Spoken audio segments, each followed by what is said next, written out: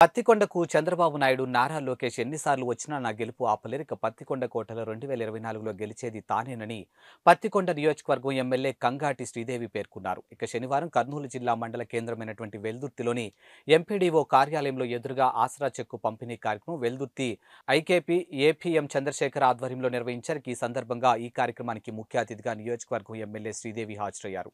ఈ సందర్భంగా ఎమ్మెల్యే మాట్లాడుతూ మాట ఇచ్చిన ప్రకారం జగనన్న పొదుపు మహిళలకు ఆసరా చెక్కులు ఇవ్వడం జరుగుతుందని అన్నారు.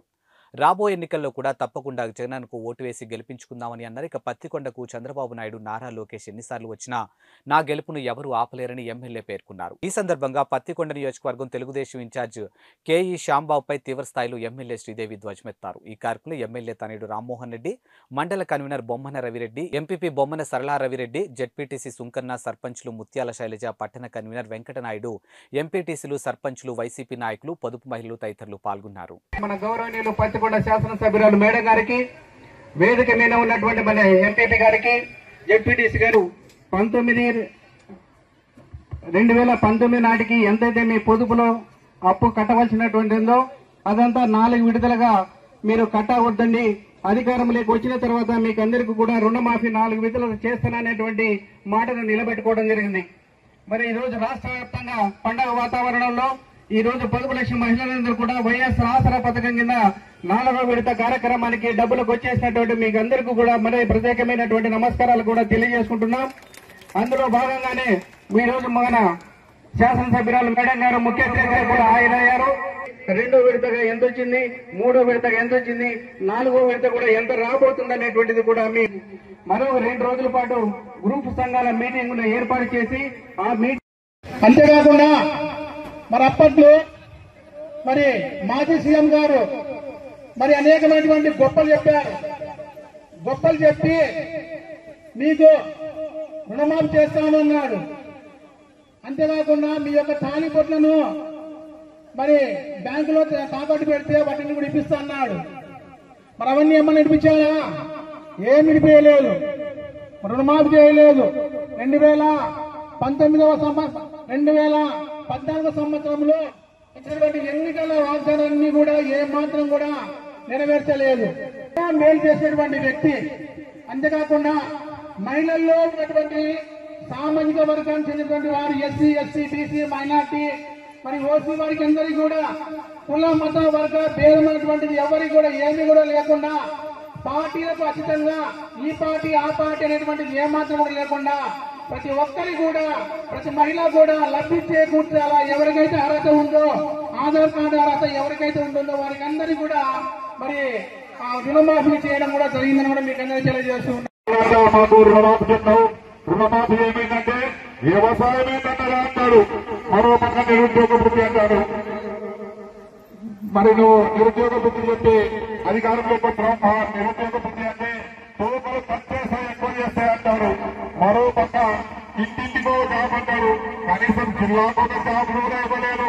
మరి ఇటువంటి ముసలోడు ఈ రోజు మళ్ళా నాకు 45 ఏళ్ల అనుభవం అంటాడు, 14 ఏళ్లు ముఖ్యమంత్రిగా అంటాడు.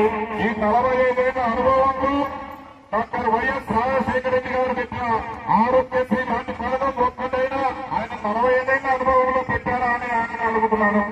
మరి ఒక పక్క 14 ఏళ్లు ముఖ్యమంత్రి అంటారు.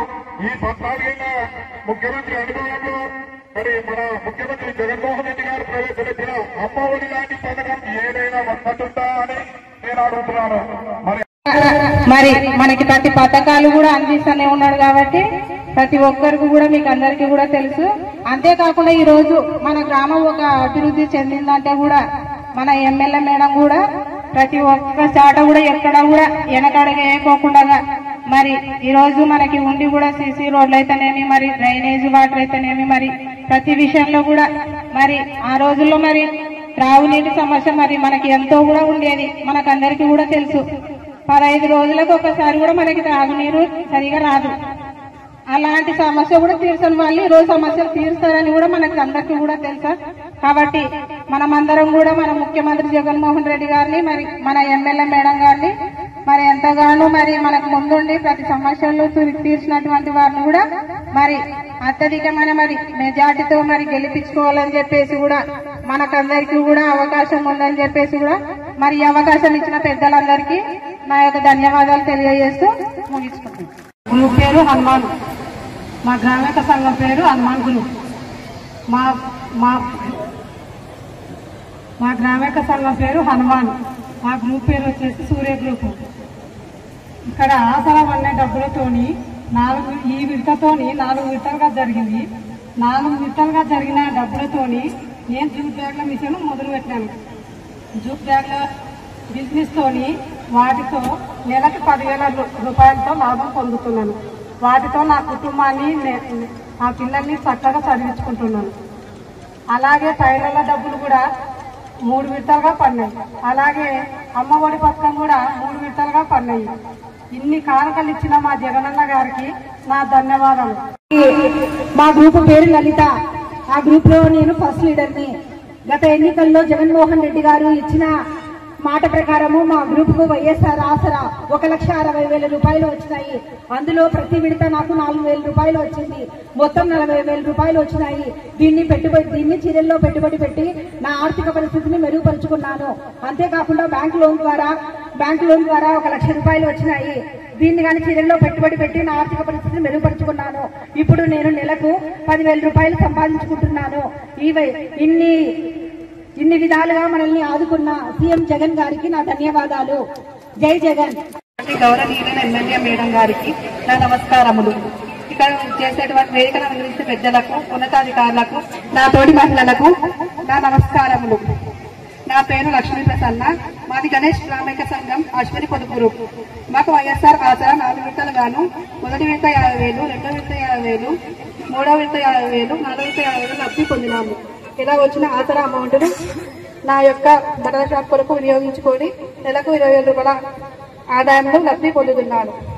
అంతేకాకుండా మా యొక్క పిల్లలకు అమ్మఒడి పథకాన్ని లబ్ధి పొందుతున్నాను. అంతేకాకుండా మా అత్తయ్య గారికి వృద్ధాప్య పింఛన్ను, మా మామయ్య గారికి రైతు భరోసాను లబ్ధి పొందుతున్నాను. ఇన్ని పథకాలను అమలుపరిచిన జగనన్న గారికి నా హృదయపూర్వక నమస్కారాలు తెలియజేస్తున్నాను. మన ఎంపీపీ సరళ గారికి, అలాగే కన్వీనర్ రేవరెడ్డి గారికి, డిప్యూటీ సుల్కన్న గారికి, అలాగే మేజర్ పంచాయతీ విద్యాల శైలజ గారికి, ఇక్కడికి వేదికపైనటువంటి ప్రతి మండలం నుంచి వచ్చిన సర్పంచులకు, ఎంపీటీసీలకు, నాయకులకు, అధికారులకు, ఏపీఎం గారికి, మరి కార్యకర్తలకు, పోలీస్ సిబ్బందికి, మీడియా పత్రికా విలేకరులకు, ముఖ్యంగా ఇక్కడికి వచ్చిన మరి నా అక్కా చెల్లెమ్మలకు ప్రతి ఒక్కరికి కూడా నేను చేతులు జోడించి నమస్కారం తెలియజేస్తున్నాను. గతంలో ఏ నాయకుడు కూడా మరి మాట ఇస్తే తప్పున్నటువంటి నాయకుడు ఎవరంటే మీకే తెలుసు, నాకంటే ఎక్కువ. ఆసరా మహిళలకే ఎక్కువ తెలుసు. ఎవరు చెప్పండి? జగనన్న. ఎంతో మరి పాదయాత్రలో అన్నా మా పొదుపు సంఘాల అక్క చెల్లెమ్మలంతా కూడా మరి ఏ గ్రేడ్ లో ఉన్న పొదుపు సంఘాలు అన్ని కూడా డి గ్రేడ్ లోకి వెళ్ళిపోతున్నాయన్నా, మావన్నీ కూడా తాకట్టు పెట్టి మేమంతా కూడా అప్పు చేసుకొని మరి చంద్రబాబు నాయుడు గారి మాటలు విని మేమంతా కూడా మోసపోయామన్నా పొదుపు సంఘాలు అక్క చెల్లెమ్మలని చెప్పేసి ఆనాడు మనమంతా కూడా మహిళలను ఆ రోజు అన్నకు చెప్పుకుంటే మరి నేను విన్నా మీ బాధ నేను వచ్చాక ఖచ్చితంగా మీ భారాన్ని నేను దింపుతానని చెప్పేసి ఆనాడు మాట ఇచ్చాడు. ఈ రోజు నెరవేర్చినాడా లేదా అని ఆసరా మన అక్క చెల్లెమ్మలు ఈ రోజు అడుగుతున్నాను. ఈరోజు ప్రతి విషయంలో కూడా 2014 ఎలక్షన్ లో చంద్రబాబు నాయుడు గారు ఎన్నో అలింగాని హామీలన్నీ ఇచ్చి లాస్ట్ కు మహిళల్ని కూడా అంటే మహిళల్ని కూడా వదిలి పెట్టుకోకుండా మోసం చేసిన ఘనత ఆనాడు చంద్రబాబు నాయుడు గారిదైతే ఈరోజు ప్రతి మహిళ మహారాయిలా బతకాలి. ప్రతి మహిళ కూడా ఈరోజు ప్రతి నామినేటెడ్ పదవుల్లో కానీ కింది స్థాయి వాలంటరీ వ్యవస్థ నుంచి నామినేటెడ్ పదవుల వరకు 50% రిజర్వేషన్లతో మహిళలు మహారాజుల బయటకు రావాలి. ధైర్యంగా ఈరోజు ముందుకు రావాలని చెప్పి తపన పడిన మన అన్నకి మరి నక్కకి నాగలోగానికి చంద్రబాబు గారికి మన జగనన్నకు అనేది మనం అంతా కూడా ఒకసారి గుర్తు పెట్టుకోవాలి.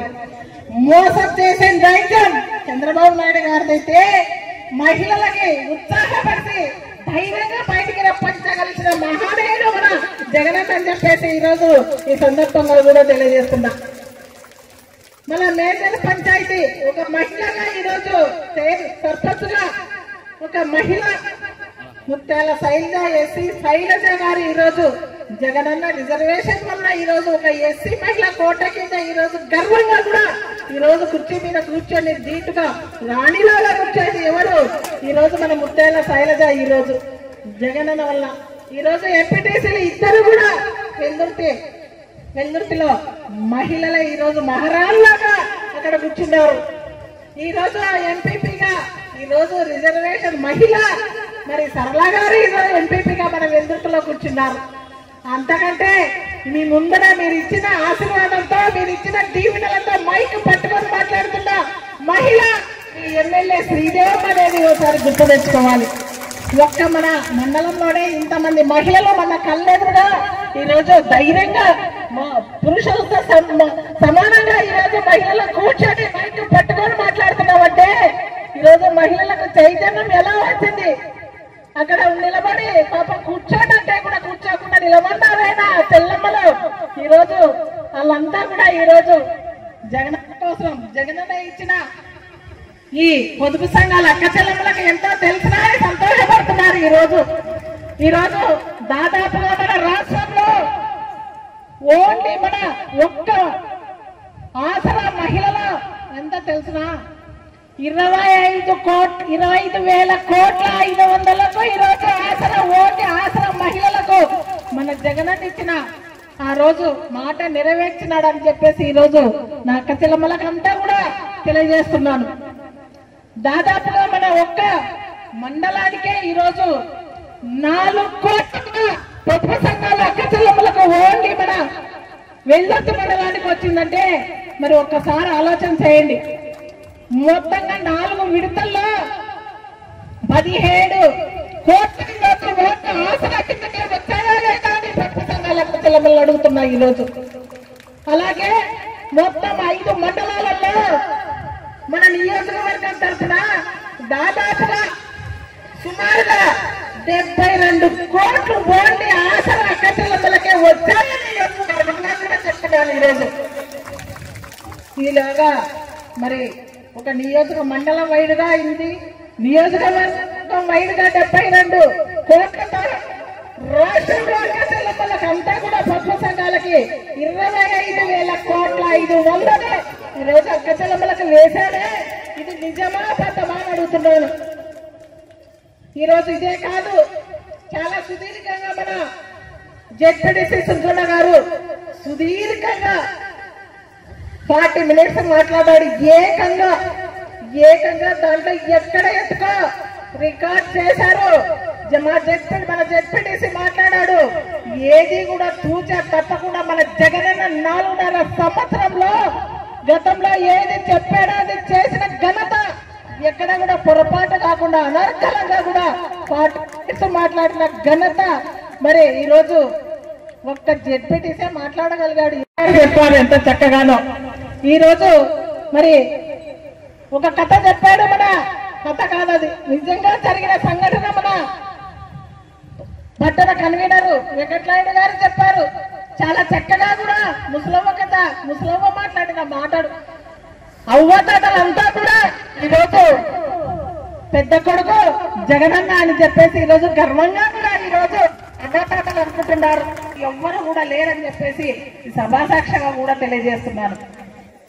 ఈరోజు ఒక ఆసరానే మీ కోట్లయితే ఆ రోజు మాట ఇచ్చాం, ఆ రోజు మీ ముందరకు వచ్చాం. ప్రతిపక్షంలో ప్రతి ఊరు కూడా తిరిగాం. 2014లో చంద్రబాబు నాయుడు గారు చేసిన మోసాలు మళ్ళా మేమంతా కూడా అప్పట్లో మీ ఇళ్ళకి వచ్చామా లేదా? అప్పట్లో నారాయణరెడ్డి గారు మీ అన్న మీ ఇళ్ళకి వచ్చాడు.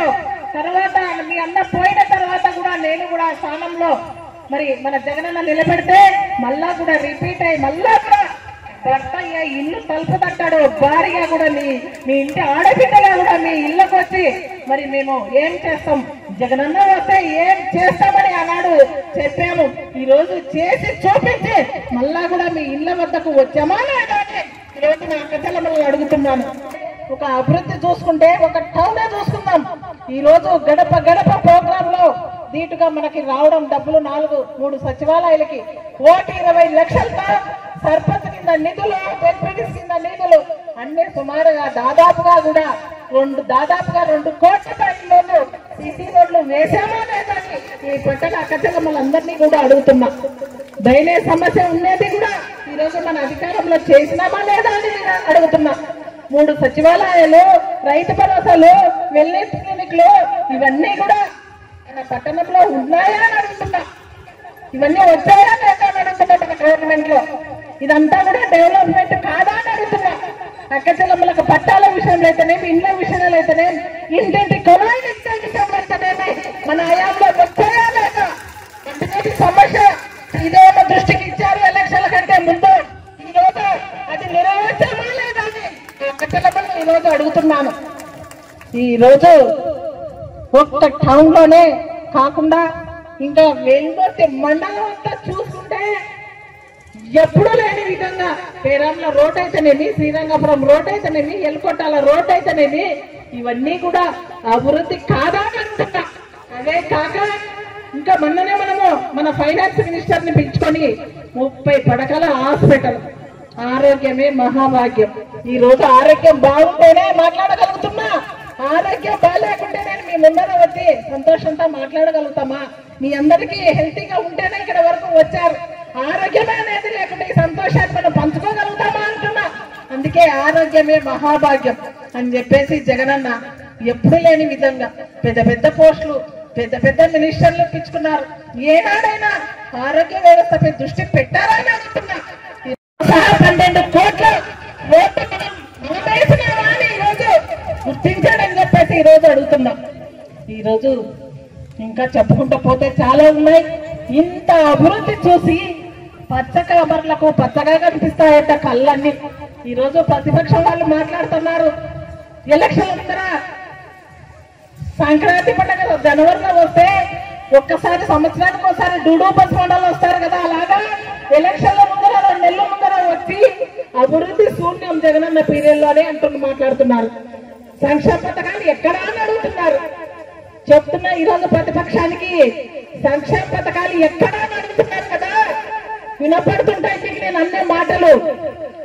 ప్రతి గ్రామ సచివాలయాల పరిధిలో ప్రతి అమ్మఒడి అయితేనేమి, మేము ఇచ్చే చేయుత అయితేనేమి, ప్రతి పథకాలు ఏ గ్రామానికి ఎంతమంది లబ్ధిదారులతో సహా పోయి చూసుకోండి, ఆధారంగా సహాయం చెప్పేది ప్రతిపక్షం వాళ్ళకి అడుగుతున్నాం. ఈ రోజు అదుపు తప్పిన మాటలను చేస్తూ కరోనాలో ఎక్కడున్నారో తెలుసు, చిన్నబాబు పెద్దబాబు ఎక్కడున్నారో తెలుసు, చంద్రబాబు గారు ఎక్కడున్నారో తెలుసు, పవన్ కళ్యాణ్ ఎక్కడున్నారో తెలుసు, మిగతా వాళ్ళు కొత్తగా వచ్చిన వాళ్ళు ఎక్కడున్నారో తెలుసు, కరోనా పరిస్థితుల్లో వీళ్ళంతా ఎక్కడ దాక్కున్నారో తెలియదు.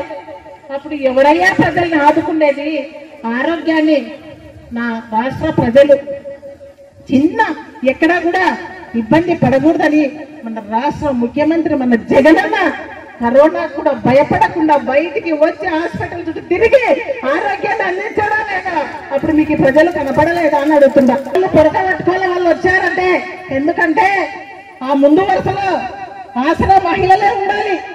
25,000 కోట్లతో ఆనాడు మమ్మల్ని అంతా కూడా బుడి కొట్టించారు. ఈ రోజు మళ్ళా కూడా ఎలాగొచ్చారని అంతా కూడా వాళ్ళని నిలదీయాలి. ఎలక్షన్లకు వచ్చారు.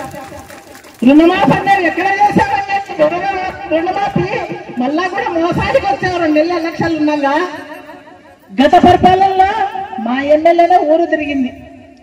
ఇప్పుడు పరిపాలనలో కూడా మా ఎమ్మెల్యే మళ్ళీ మా ఇంటికి వచ్చి ఇచ్చే పథకాలు అందుతున్నాయా లేదా అని చెప్పేసి మా ఇంటికి వస్తుందయ్యా. కరోనా పరిస్థితుల్లో మా ఇళ్ళకి వచ్చింది, మాకు బాగా పరిపాలన ఇస్తున్నారు అని చెప్పి మీరు నిలదీయాలి.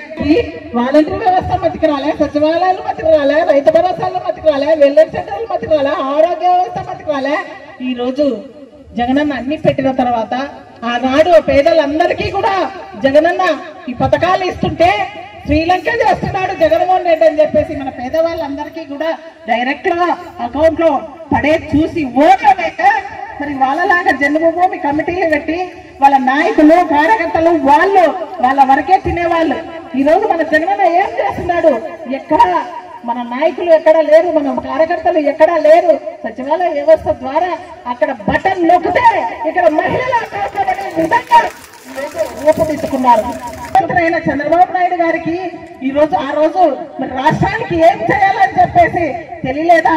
ఆయనకి చేతగాక మరి పొత్తులు చిత్తులు నకచిత్తులు అన్న ఆలోచన చేసి కుటుంబాన్ని కూడా చేసి ఈ రోజు జగనన్న వైపు ఈ రోజు పేదవాళ్ళ కోసం మరి పని చేస్తుంటే జగనన్న ఈ రోజు చూసి ఓడలేక మరి మేము తినేదంతా కూడా పేదలకు పంచుతున్నాడే, పేదల అకౌంట్లకు వెళ్ళిపోతున్నాయని చూసి కడుపు మండి అందరినీ కూడా ఈ రోజు కాళ్ళు మొక్కుకుంటా అందరము ఒకటైతాము. తన చేత కాలే పాపం అందరం కూడా ఒకటైతాం, జగన్ గెలవకూడదని చెప్పేసి ఈ రోజు ఒక కుట్రతో ఈ రోజు మళ్ళా కూడా అందరూ కూడా ఈ రోజు ఒకటే వస్తున్నారు.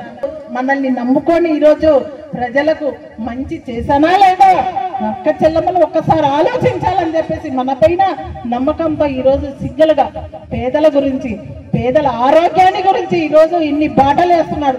5 లక్షలు ఆరోగ్యశ్రీ ఉన్నది, ఈ రోజు 25 లక్షలకి ఈ రోజు ఆరోగ్యం చేసిన ఘనత కాదా అని చెప్పేసి ఈ రోజు మహిళలను అడుగుతున్నా. ఇన్ని చేసిన మరి మన జగనన్నను చూసి ఈ రోజు ఈ దుర్మార్గంగా కుట్రలు పన్నుతూ మళ్ళా కూడా మనల్ని మోసం చేసేకి అందరూ కూడా ఏకమవుతున్నారు. ఇవన్నీ కూడా మరి రైతన్నకి రుణమాపనే అప్పుడు రైతన్నలందరినీ కూడా వాళ్ళ భార్యల మెల్లో ఉండేటివన్నీ కూడా బంగారులో కూడా తాకట్టు పెట్టారు. ఇప్పుడు ఏదో మహిళల అకౌంట్లలో ఇన్ని డబ్బులు చూస్తున్నారు. అది కూడా లేకుండా చేయాలని ఒక కసి వాళ్ళకి పేదవాళ్ళంటే గిట్టదు చంద్రబాబు నాయుడికి. ఈరోజు మీ ఇళ్ళలు అడగయ్యా, మీ అమ్మని అడగయ్యా, పెద్ద ముత్తైదవా మీ అమ్మ పెద్ద మనిషి అయ్యా, మీ అమ్మని అడుగు. అమ్మా భర్త చనిపోతే ఆడది ఎన్నిసార్లు తెల్ల చీర కడుతుంది, ఎన్నిసార్లు బాగుపడతావు. మహిళల గురించి ఇంత నీచంగా మాట్లాడే నీవు రేపు నిన్ను గెలిపిస్తే, ఇంత మూర్ఖుని నిన్ను గెలిపిస్తే మహిళలకు విలువ ఇస్తావన్నా ఈ రోజు నా మహిళలందరూ నా ఆవేదన వ్యక్తం చేసుకుంటున్నా. ఒకసారి ఆలోచన చేయండి. అలాంటి వాళ్ళు మనకి ఎమ్మెల్యేగా గెలిపిస్తే మన నియోజకవర్గమే కాదు మన రాష్ట్రాన్ని నాశనం అవుతుంది అనేది మీరు ఒకసారి గుర్తుపెట్టుకోవాలి. వాళ్ళు ఆడవాళ్ళంటే గౌరవించలేని వాళ్ళు ఈ రోజు మనకు సేవ చేస్తారా అనేది మీరు ఒకసారి ఆలోచన చెయ్యాలి. ఇలాంటి దుర్మార్గులకు రేపు వచ్చే 2024లో 60 రోజులు టైం ఉంది మనకి. 60 రోజుల్లో అక్క చెల్లెమ్మలకు ఒకటే చెప్తున్నా, జగనన్న కూడా ఏ సభలో కూడా ఇదే చెప్తున్నారు అక్క చెల్లెమ్మలకి. నేను కూడా అదే చెప్తున్నాను, నా ధర్మం. ఎందుకంటే ఆ రోజు ఆనాడు జగనన్న కరోనా విపత్కర పరిస్థితులలో కూడా మరి మన రాష్ట్రం ఆర్థికంగా వెనక ఉన్నా కూడా ఇక్కడ కూడా అక్క చెల్లెమ్మలకు తక్కువ చేయలే. తన కష్టాలు ఏదో పన్నాడు పాపం, తన బాధ ఏదో అనుకున్నాడు. నాకు చెల్లెమ్మలకు ఆనాడు నోటిచ్చే పాదయాత్రలు ఈ రోజు ఎక్కడా కూడా పథకాలు నా అక్క చెల్లెమ్మ అకౌంట్ లో వెయ్యాలి అని చెప్పేసి ఈ రోజు మరి బటన్ నొక్కుతుంటే మీ అకౌంట్ లో పడుతున్న అకౌంట్ ఒకసారి చేసి చూడండి. 652 నెలల్లో మీ అకౌంట్లలో అక్క చెల్లెమ్మలకి ఎంత పడింది అనేది. జిత్తులు ఎన్ని నకచిత్తులు ఎన్ని చేసినా మన హీరో జగనన్న లాస్ట్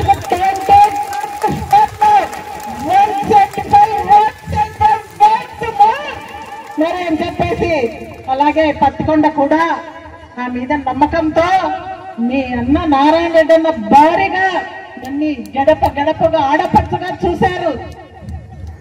నేను చేసిందే శ్రీరామ వల్ల మీరు లాభం పడితే మళ్ళా ఒకసారి ఆశీర్వదించండి.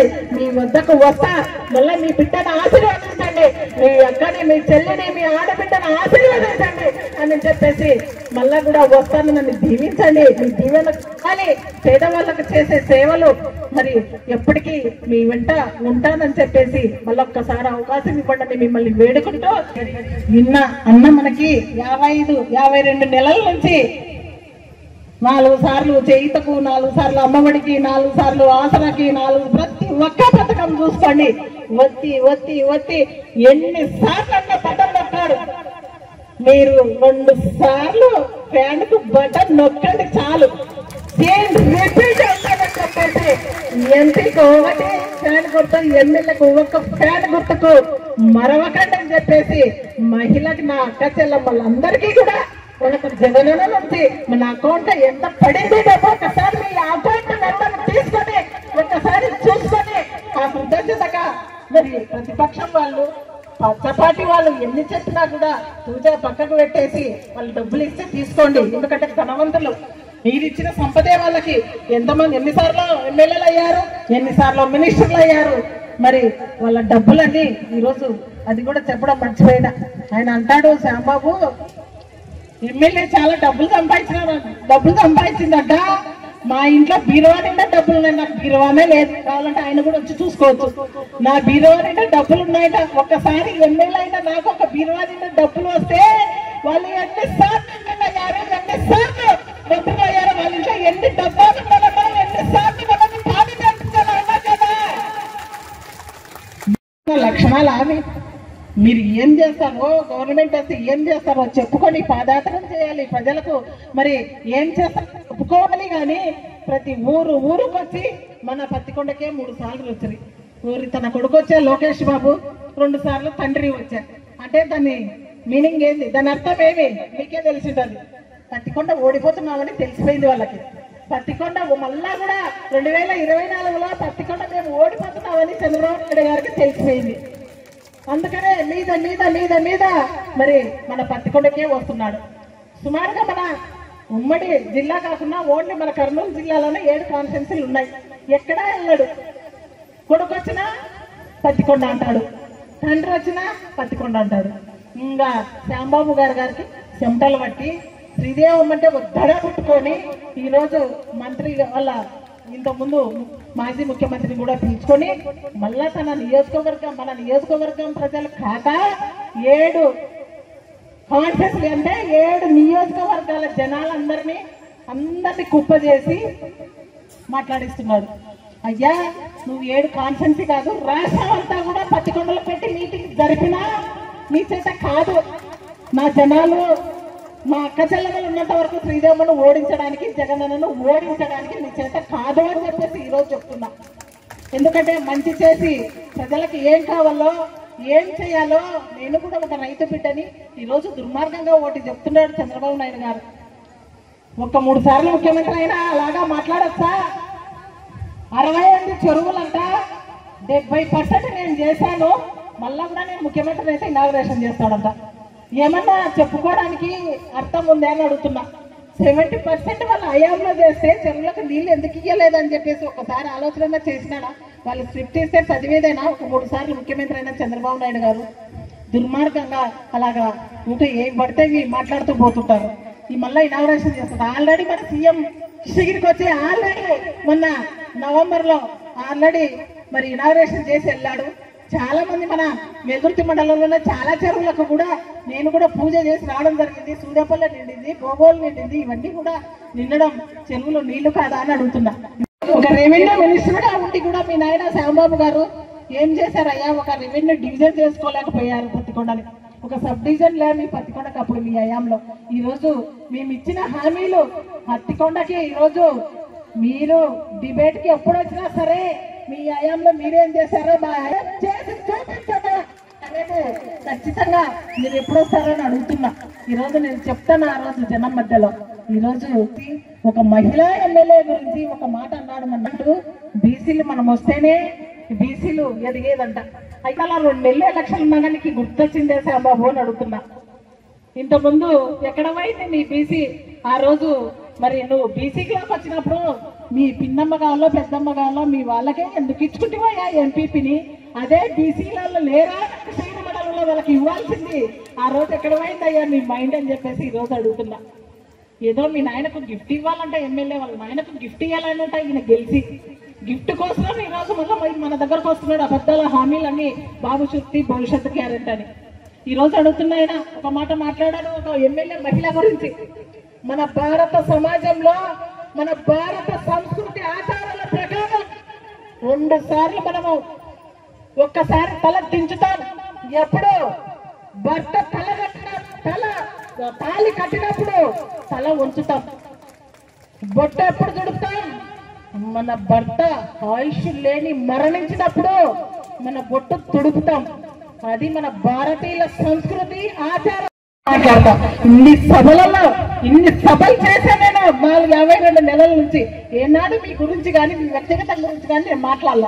ఈరోజు కించపరుస్తూ భర్త పోగొట్టుకునేటలకు ఉంటాదా బాధ?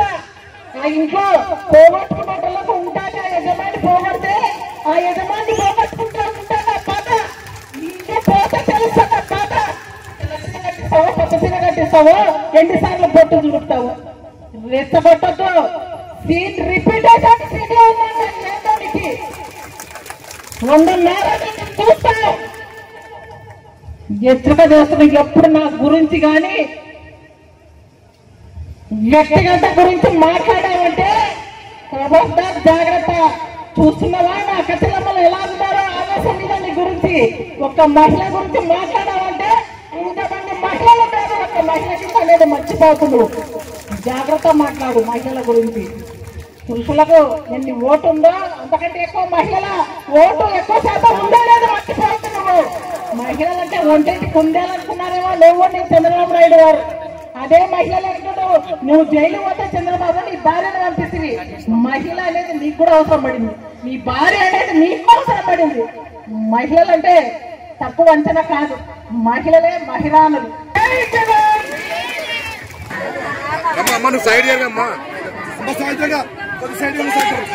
జై జగన్, జై జగన్. మంచి జరిగి ఉంటే మాత్రం మీ బిడ్డకు సైనికుడిగా చెప్పిన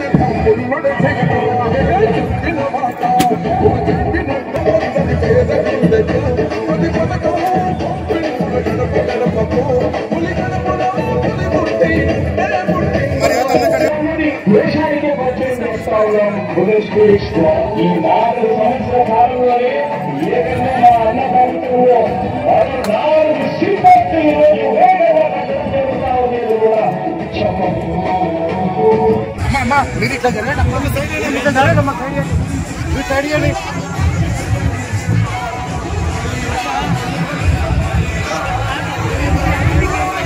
అశోక కొద్దిగా ఎక్కి జరగమ్మా. రేవతమ్మా కొద్దిగా ఎక్కి జరగమ్మా.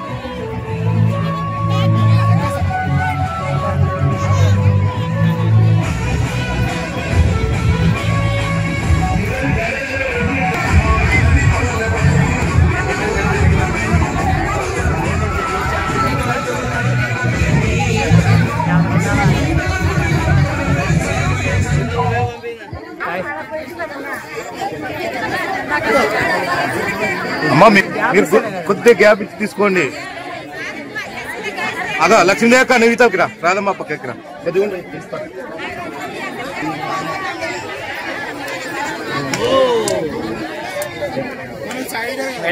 అమ్మా